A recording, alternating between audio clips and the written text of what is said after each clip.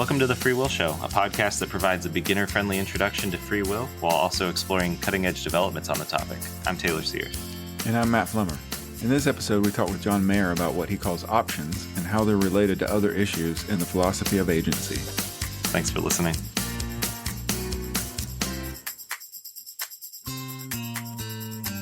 I'm happy to introduce John Maier, who's a therapist as well as an academic philosopher based in Cambridge, Massachusetts. John is on the clinical staff at the Cedar Clinic, which focuses on the detection and prevention of psychosis risk symptoms. And John also teaches regularly at Bentley University and also at Lesley University. He's the author of the entry in the Stanford Encyclopedia of Philosophy on ability, which I've learned a lot from. It's a very helpful entry. And he's published several articles on topics related to agency and modalities. He's the author of a book that came out last year in 2022 entitled Options and Agency, published by Palgrave Macmillan. And we're going to ask him about some of the work from that book today. So thanks so much for coming on the show, John. Can you start by telling us a bit about yourself, your work, and how you came to be interested in working on issues related to free will? Definitely. Thank you, Taylor. Thank you for having me. I'm really excited to talk to you both. So as you said, I currently work primarily as a therapist, working mainly with young adults and their families. I'm going to teach also at Bentley and Lesley, teaching mainly philosophy. Before that, though, I taught philosophy at various places. I guess most recently I was associate professor at Peking University in Beijing up until about 2016. And along the way, as you mentioned, Taylor, I've published various things on agency and modality, up to and including options and agency. So, on what got me interested in the topic, like I guess there's like a kind of academic way and like a more kind of philosophical way. So the academic way is my first philosophy teacher really was Michael Brathman, and so I think of myself foundationally as like a philosopher of action, and that's kind of what I was coming from. That was before I even started a PhD in philosophy. I was doing a PhD in literature at the time, but I was taking class with Michael Brathman, and so that's kind of like really got me into philosophy. And then I went to graduate school, and I was at Princeton, and there people were talking about dispositions, modality, things like this. Right. And so if you kind of take the intersection of like the philosophy of action and that, you kind of arrive at my some of the things I've worked on, which kind of makes sense both autobiographically and just like intellectually trying to fit those two pieces together. So that's a big part of it. So more kind of philosophically what draws me to this, because I think free will is a really interesting topic of philosophy, because I think people come into it from very different routes, and that's kind of interesting to notice. And so for me personally, what's always struck me is the fact that, right now it seems like I have a bunch of different options, things I can do. And then when I look at my life more broadly, there are things I can do with my life going forward the next 10, 20, 30 years. And I reflect on this and be like, what shall I do? And I can look backward and say, oh, there are all the things I could have done. So kind of life seems full of possibility to me. And so there's this question, what is that thought? What's the content of that thought? What evidence do I have for it? What does it imply? What does it not imply? Really try to drill down, figure out what's that really about, because it's so fundamental to kind of my conception of who I am, and I think for a lot of people. So what is it? And is it true? I guess. So that's the more kind of philosophical thing that draws me into these questions ultimately. Right. That's cool. Very cool. Yeah. A lot of your work centers around what you've called the agentive modalities. So could you start by explaining what modality is, and then tell us what you mean by agentive modality? Yeah. So it's a great question, and it's sort of a vexed question, and people use the term in different ways. So I use the term, to be clear, I use the word modality kind of in a conjunctive way to just mean possibility and necessity. So possibility, there are the things, I'm looking at my desk now, things are arranged in a certain way, but there are a bunch of alternatives. The glass could be over there, the pen could be over there, so there are alternatives. So possibility is kind of a way of talking about alternatives to reality. And then necessity can kind of also be thought of in that way, that the necessities are the things that are true in every alternative. And there I'm already kind of building in some philosophical framework. But mathematical truths, moral truths, things like that, no matter how you rearrange things, those remain the same. So some of us think. So there's possibility and necessity. So I'm using, there's kind of a rich tradition around modality, but when I talk about modality, that's kind of what I mean. Agentive modality is just, we'll focus on that on possibility and necessity as they are connected to agency. So there are a lot of possibilities. So there's my desk and the possibilities for the desk, and I'm kind of interested in those, but I'm really interested, as I said earlier, in the possibilities for me. So there are possibilities for me. I could do this, do this project, go on this vacation, so on and so forth. So what are the possibilities for me, for John, or what are the possibilities for Taylor, for Matt? Those are the agentive possibilities. It's one interesting thing here. So necessity, it's a bit trickier. Agentive necessity is a very interesting category, and people debate whether there even is such a thing. So people give this example of Martin Luther saying, "Here I stand, I can do no other." That's like a classic alleged example of agentive necessity. So these things that we have to do no matter what. But definitely with agency, there's a bit of an asymmetry. I think possibility is the more central notion, or at least it's the one on which I've tended to focus a lot of my attention. So that's how I think of agentive modality, which is the phrase I use, but often for me, that often means agentive possibility. Yeah, that's helpful. Great. Well, you've argued that various agentive modalities can be understood in terms of agents' options in particular. So could you say a little bit about what an option is as you understand it, and how this basic notion can be used to build accounts of, say, abilities or other agentive modalities? Yeah, definitely. Well, let me first, I maybe picking up on the second first. So, there's this range of ways we talk about agentive possibility. There's this language that we use. There are all these different notions, ability, capacity, stuff like that. One project that one can engage in, it's not mandatory, but it's one project that sort of interests me is, well, what's the unity under that variety? What are the basic building blocks or elements out of which agentive possibility is built? And so I think, well, that's where options come in. Options for me are the building blocks. Then to your question, well, what is an option? So I introduce it in various ways. For me, it's a primitive notion. It's one of the basic kind of primitive notions in philosophy. So there's not going to be an analysis or a reductive definition of it. That's a big idea for me. But it's the things that are up to you, the things that you can do straight away, the things that you can do right now, your choices. When you read, there's a lovely old paper by Richard Taylor called I Can. I don't know if people are familiar with this. I think it's a Phil Review like 1950 or something, where he's like, it's this whole paper. And he's kind of like trying to elucidate this notion. And he's like, I can't quite put my finger on it, but it's the thing. And I'm like, that's an option. And similarly, I think Van Inwagen, I'm mentioning Incompatibilists here, which is kind of interesting.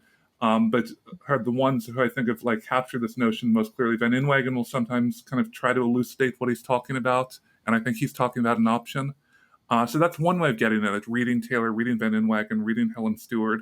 But another way is also I come to it through decision theory. So in decision theory, we frame choice situations where people have to choose among a bunch of options.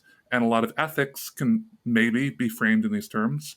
And so I think for me, that's the same notion. That's the notion of an option. So this notion of an option, you can come to it through metaphysics, you can come to it through ordinary language, and you can come to it through decision theory.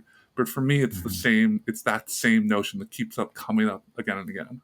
And then how does one? And then the question of how does one use options? That's I guess that's the book and those are the papers. Saying once you take that notion as basic, what work can it do in metaphysics and semantics? And that's kind of a longer story. Yeah. In your book, you defend a view that you call simple compatibilism, which you describe as the view that options are analytically basic and that agents have unexercised options, even if the world is deterministic. If the world is deterministic, then there's only one physically possible future. So how then could agents have unexercised options if the world is deterministic? Yeah, how indeed. Yeah, so in one way of thinking of these how could it be questions, like I think of how. So basically, what I want to say is there's a presupposition behind that question, and so how could it be questions So I say, how could it be that it's snowing in Southern California? And so there's a presupposition. Well, it doesn't generally do that, and if it does, you have to do some special pleading. Well, there's this odd weather system, et cetera, et cetera, et cetera. But you don't say, how could it be raining how could it be snowing in Boston? That's not really a question. Like, well, it does. Yeah. It does. So I kind of, in a way, I want to resist or at least put some pressure on the presupposition that I think lies behind that question. So I think agents do have unexercised options. I think our world might be deterministic. And I think I have good evidence, very good evidence, for both of those beliefs, that those beliefs are actually true. And so then I just know. So just putting my beliefs together, I arrive at the belief, well, agents have unexercised options and the world might be deterministic. And you say, how could that be so? And I said, well, and I guess to fill this out a bit, on my mind, options are one notion and physical possibility is another. So in a way, kind of general principles of recombination, how could there be giraffes and ducks in the same world? Well, that's easy because giraffes are one thing and ducks are another, so you can just combine them. In the same way, options and laws. Now it's not quite so easy, as you both of course know. So there are very good arguments, or at least very initially compelling arguments that there can't be options in a deterministic world. The consequence argument being rightly kind of the most well known of these arguments. I have responses to those arguments that one can debate about. I think also people, even if they're not moved by those arguments, have intuitions that these things are basically incompatible, even if that intuition is immediate and not necessarily supported by some further argument. I want to reject those intuitions, although I give them a lot of weight. But at the end of the day, that's the response I want to give. I think my default is that they can coexist and indeed do coexist at the actual world, and then I want to see the arguments that they can't. So it's more like snow in Boston or something than it is for me like snow in California. Yeah, interesting. Okay, so the view is you could have these options even if the world's deterministic.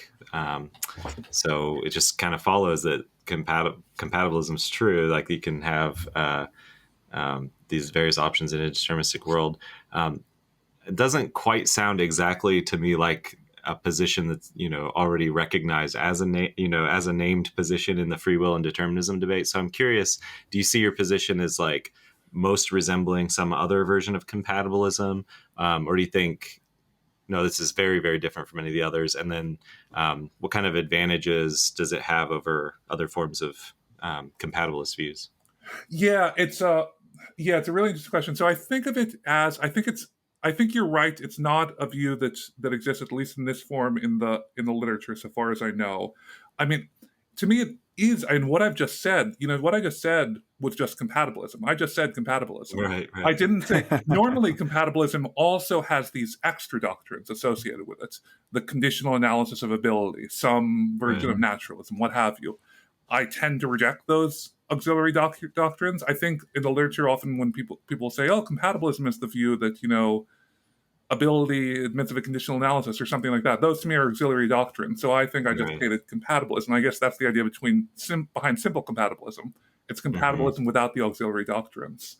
I mean, going to your question, what are the things, or is it in the literature? Does it resemble? I mean, in some sense, I mean, as I kind of gestured towards earlier, I find myself sympathetic with a huge amount of things that are said in compatibilist literature. And I don't mean to say this is viewed as somehow a compromise between it's not. It's my view is a compatibilist view. And I think that's a well-marked distinction in the literature. And I'm on one side of the divide. I'm a compatibilist.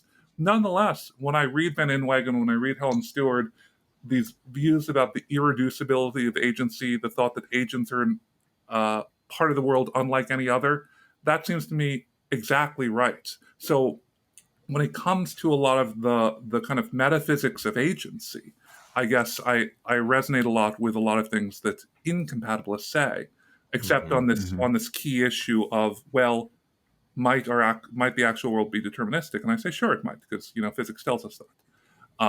So I guess the people I feel closest to are probably, if I read the literature, like Helen Stewart is maybe when I, the books I read that I nod my head at the most. I probably nod my head at the most when I read her books. So those are the things, even though on this fundamental axis of compatibilism and incompatibilism, I'm on the other side of that debate. Yeah, that's interesting.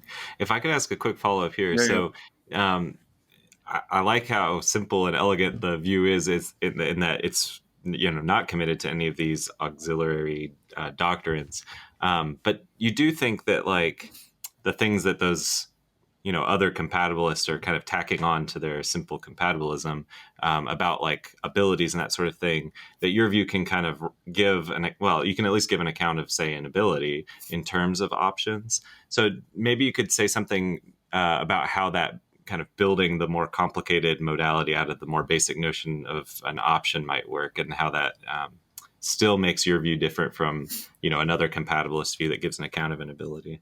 Yeah, I mean, I think, this thing of, so on the issue of, there is this project of trying to analyze abilities with the aim of responding to the consequence argument, Right.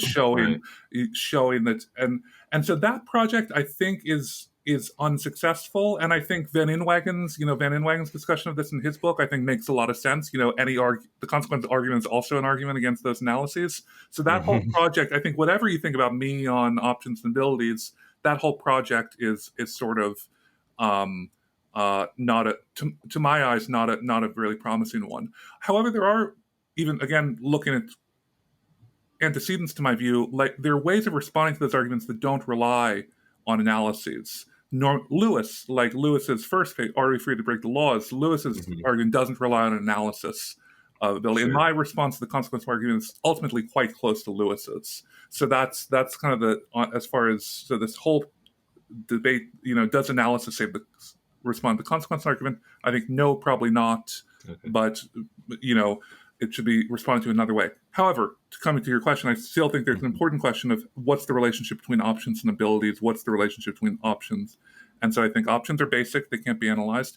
On my view, abilities are they're kind of patterns in the space of options. By what I mean is what it is to have so we distinguish between, I now have the option of speaking English, and the ability of speaking English. I now have the ability to play tennis, but I don't have the option of playing tennis because I'm not right now in a position to do it. Our options are right there for us. Our abilities are kind of these more long-term sort of things. So abilities, on my views, are just generalizations, a certain kind of generalizations about options. So to put it formally, to have the ability to phi is to generally have phi as an option. Where generally is then spelled out, I give a kind of more formal account of what generally means. So abilities are just patterns and options. So I don't think of them as things that are kind of in us. I'm a reductivist about abilities, even though I'm a non-reductivist about options. Yeah, that's helpful, and I think it is helpful to point out that like you're not thinking that account of, or that analysis of ability is playing a role in defending compatibilism against the consequence argument. Yeah, this whole literature got like tangled up at some point because like there's one question, do we give an analysis of this? And what's the correct analysis? And there's another option, like how do we respond to this or that argument? And those are like, to me, like quite two separate things. So I think the notion of an option is unanalyzable and basic, and I think that's been well argued. And also, I think arguments for incompatibilism are, while compelling, ultimately unsound. Yeah, cool. What do you think is the biggest potential challenge for simple compatibilism? Yeah, I mean, there are a bunch, of course. The biggest, so there's the one you kind of gestured at earlier. I mean, the kind of how can this be argument. And there's what I call in the book is like intuitive incompatibilism. I think people do have the intuition that, look, there just can't be a world where agents have unexercised options. Determinism is true. Hold off on the consequence argument. That just seems impossible. And I think that should be taken seriously. I think an intuitive, it's like the incredulous stare issue. I think intuitions always have to be given weight in philosophy, and I think there is that weight there. I think so. That's a kind of cost of simple compatibilism. There's the intuition against it. I think the intuition is mistaken. I don't have the intuition. Then again, I wouldn't. But that's a cost. I think if you come to the table with that intuition, I think I think that's a consideration against the argument. The ones that kind of excite me more in the sense that they there's more kind of room for progress are like internal to simple compatibilism. So one is like, I think options. So simple compatibilism is a form of non-reductive realism. So I think options supervene on the physical. I think if two worlds are physical duplicates, they're option duplicates. I'm not like committed to that, but I think that's really plausible. But like, why? If options are can't be analyzed in terms of the physical, why do they supervene on the physical? This is the same problem that comes up for morality, by the way. So I think that moral facts supervene on physical facts, even though they can't be reduced to physical facts. But why do moral facts supervene on physical facts? So any general problem for like non-reductive realism. And then there are like even more in the weeds, like problems about, does my semantics work? So I have like a semantics for able, I have a semantics for can, and these are very tricky and to some degree empirical areas. What's the correct analysis of skill? Does my thing actually work on all the details? Because part of what simple compatibilism promises is like a coherent understanding of a vast range of phenomena. And so one way of challenging this is to challenge the particular accounts, and that challenge is always around. Yeah.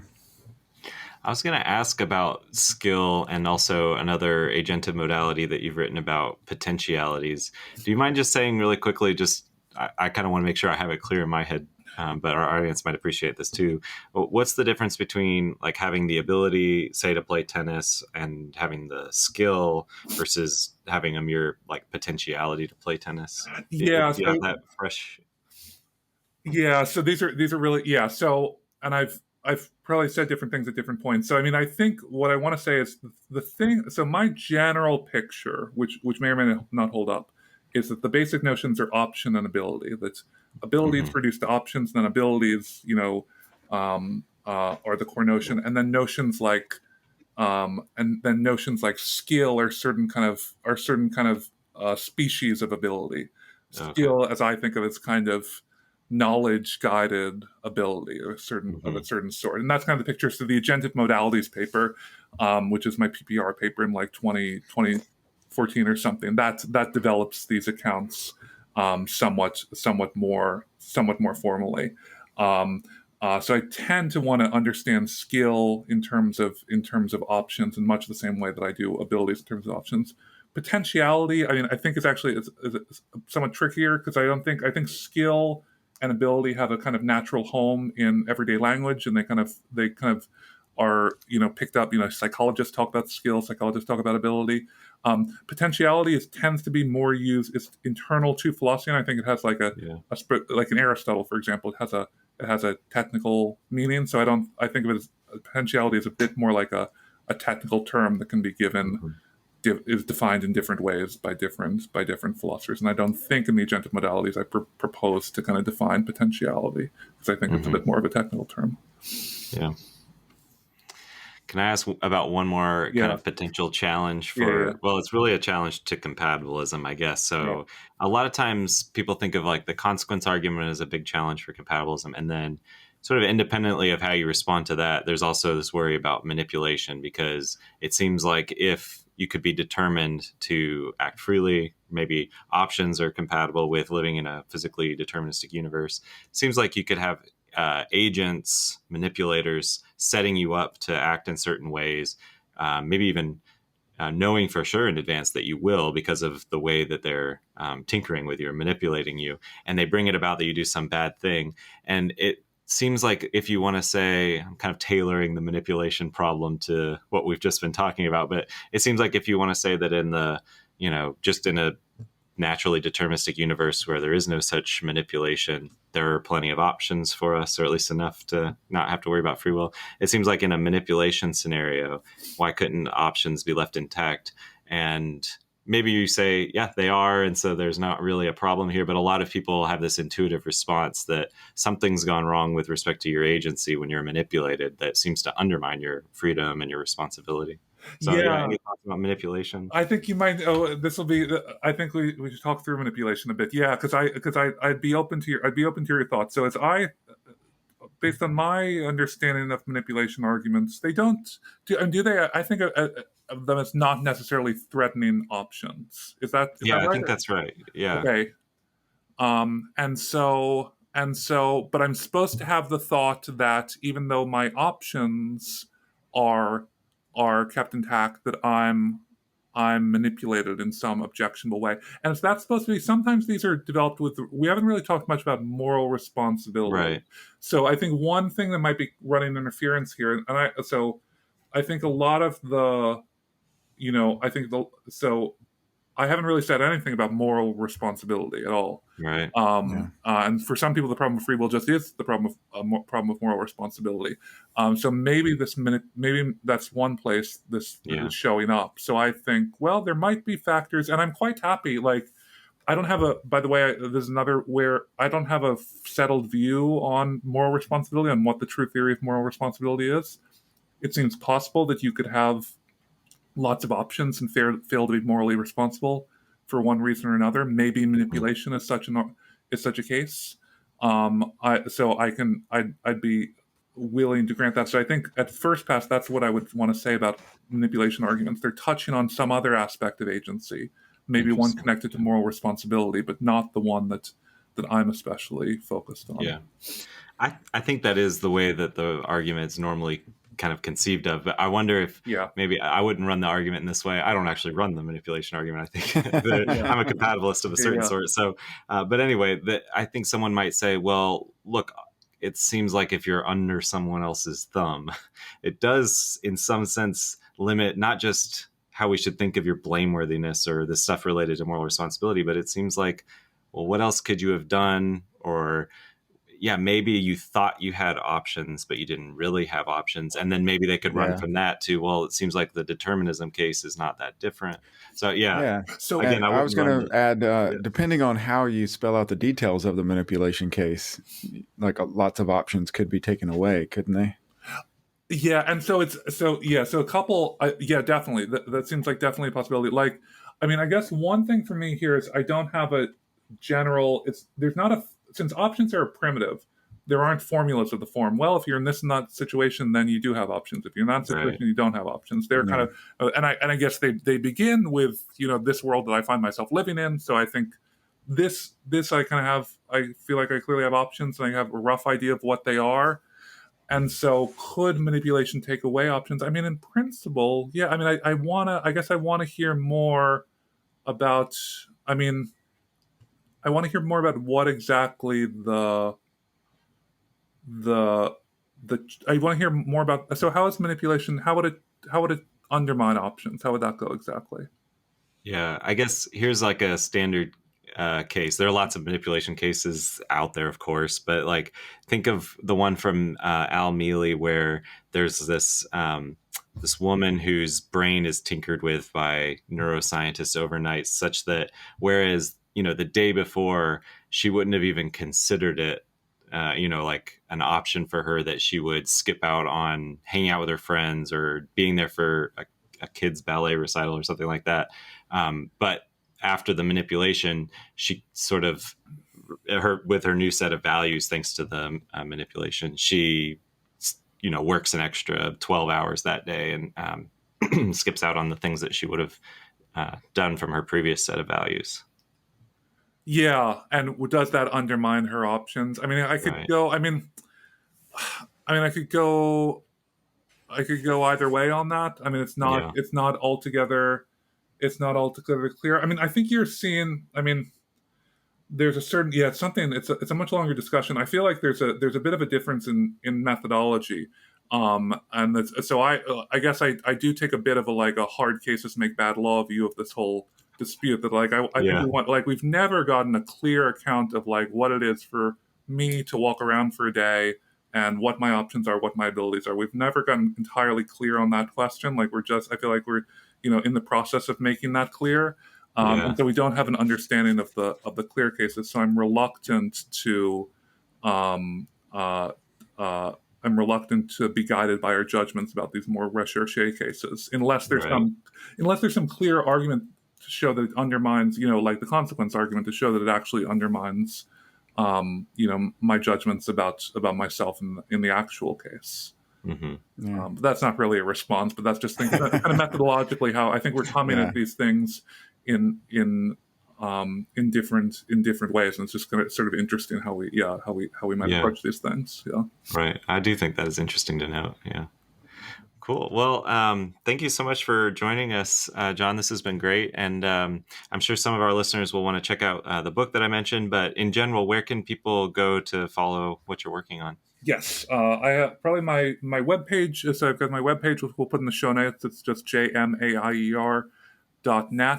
And Twitter, put that all in the show notes. But I've got a book. So I've been working lately. Addiction is what I've mainly been working on. So I've got a book under contract at Rutledge that should hopefully be coming out maybe early, in early next year or something like that. Okay, cool. So it's not kind of a bit on the free will stuff, although more on the sort of the views that addiction is a disability and implications of that for policy. and for the kind of theory of addiction. So that's my current exciting. project. Sounds very cool. So, Thanks again, John. pleasure. Thank you both. Yeah, thanks. In our next episode, our guest will be Nadine Elzen, Associate Professor of Philosophy at University of Warwick.